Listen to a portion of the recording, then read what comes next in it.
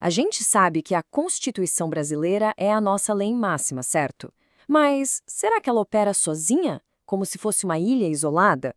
Ou será que ela dialoga com o que acontece no resto do mundo?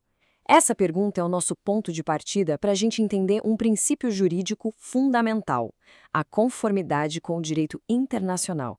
E acredite, isso pode expandir e proteger direitos de formas que a gente nem imagina. Então, o nosso roteiro de hoje vai ser o seguinte: a gente começa com um dilema constitucional bem prático. Depois, apresenta a solução que funciona como uma ponte, entende o que sustenta essa ideia, vê como ela funciona em casos reais e, claro, quais são os seus limites. E para fechar, a gente fala sobre a grande ideia por trás de tudo: direitos que não têm fronteiras. Vamos começar então pelo centro da questão, o coração do problema. Basicamente, a gente precisa decidir uma coisa. A nossa Constituição é um sistema fechado, onde só o que está escrito aqui dentro vale, ou ela é um sistema aberto, que se conecta com o direito internacional? E olha, a resposta para essa pergunta não é só um detalhe técnico, não. Ela tem consequências muito reais que impactam diretamente a vida das pessoas. Para a gente sentir o peso disso, vamos olhar para esse caso. Se a gente ler a Constituição de forma bem literal, tá lá: brasileiro é quem nasceu no Brasil. Parece simples, né? Mas e quando essa simplicidade toda cria um vácuo, um problema?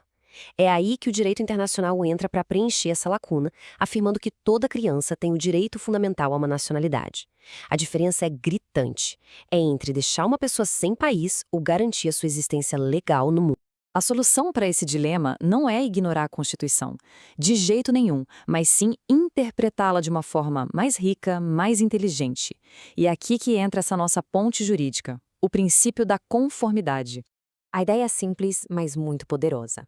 As regras da nossa Constituição não devem ser lidas sozinhas, isoladas. Elas precisam estar em harmonia com os tratados internacionais que o Brasil assinou. Ou seja, a Constituição de 88 fez uma escolha bem clara, a de ser um sistema aberto, que está em constante diálogo com o mundo. Certo. Mas de onde veio essa ideia? Esse princípio não foi uma invenção tirada do nada, não. Ele se apoia em 4 pilares, 4 fundações bem sólidas. Primeiro pilar, a internacionalização do direito. Hoje em dia, nenhum país é mais uma ilha jurídica. Segundo, as convenções que o Brasil assina. Isso é uma promessa e promessa vira lei por aqui. Terceiro, os costumes internacionais, aquelas práticas que todo mundo já aceita. E por último, mas talvez o mais importante, a universalidade dos direitos humanos. Juntos, esses pilares formam uma base muito forte. O mais interessante nessa estrutura toda é a lógica por trás dela. Cada um desses fundamentos leva a uma consequência direta na hora de ler a Constituição. A internacionalização pede diálogo. Os tratados pedem respeito ao que foi prometido. E a universalidade exige a maior proteção possível dos direitos. É como uma engrenagem que só gira para ampliar a proteção de todo mundo. Bom, a teoria é bonita, mas vamos ver como o princípio da conformidade funciona na prática, resolvendo problemas bem concretos do nosso dia a dia. Vamos pegar um dilema moderno, algo que quem escreveu a Constituição em 88 nem sonhava. O direito à privacidade daquela época, que falava de cartas, se aplica ao nosso mundo digital de hoje? E os nossos e-mails?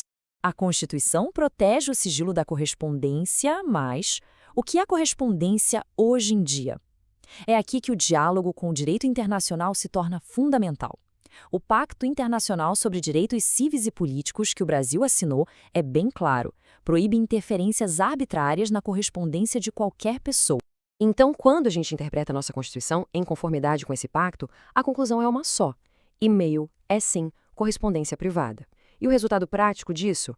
A nossa privacidade digital fica protegida e o acesso a essas informações só pode acontecer com uma ordem judicial específica. E o poder dessa ferramenta vai muito além da privacidade digital, viu? O mesmo princípio é usado para fortalecer outros direitos. Por exemplo, quando se adota a definição internacional de tortura, a proteção contra essa prática horrível deixa de ser algo vago e se torna muito específica. Da mesma forma, ao se harmonizar com decisões de cortes internacionais, o nosso sistema de justiça consegue avançar na proteção dos direitos da comunidade LGBTQIA+, por exemplo. Mas muita atenção aqui. Esse diálogo tem uma regra de ouro, um limite que não pode ser ultrapassado. Não se trata de uma submissão do Brasil ao direito internacional de forma alguma. Muito pelo contrário. O ponto mais importante, que precisa ficar absolutamente claro, é que a Constituição Federal continua e sempre vai continuar sendo a lei suprema do país. Ponto final. A gente pode pensar nisso como uma parceria, mas com uma hierarquia bem clara. A Constituição é quem manda. Essa tabela aqui resume bem esse equilíbrio, o processo de harmonização, não de subordinação. O direito internacional é como um convidado muito bem-vindo que vem para enriquecer a interpretação, mas ele nunca pode violar as regras da casa. Agora, vamos dar um passo para trás e olhar a imagem completa. O grande impacto desse princípio todo é nos lembrar de uma coisa essencial. A dignidade humana não reconhece fronteiras. E para essa aplicação não ser feita de qualquer jeito, existe um método, quase uma fórmula, que guia o raciocínio. O processo é bem estruturado.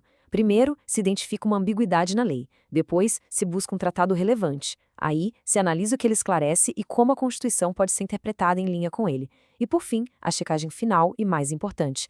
Essa nova interpretação é compatível com a própria Constituição? No fim das contas, a gente fica com algumas ideias centrais muito fortes. Direitos são universais, não param na alfândega, as promessas internacionais que o Brasil faz precisam ser levadas a sério, e aprender com a experiência de outras democracias só fortalece o nosso sistema. Soberania nacional e internacionalização dos direitos, vejam só, não são coisas opostas, elas podem e devem caminhar juntas. O princípio da conformidade já expandiu e muito a proteção de direitos aqui no Brasil. E isso nos leva a uma reflexão final. Num mundo cada vez mais conectado, com desafios que são globais, como as mudanças climáticas ou as crises de refugiados, quais serão as próximas pontes que o direito vai precisar construir para garantir que a dignidade humana continue sendo, de fato, um valor universal?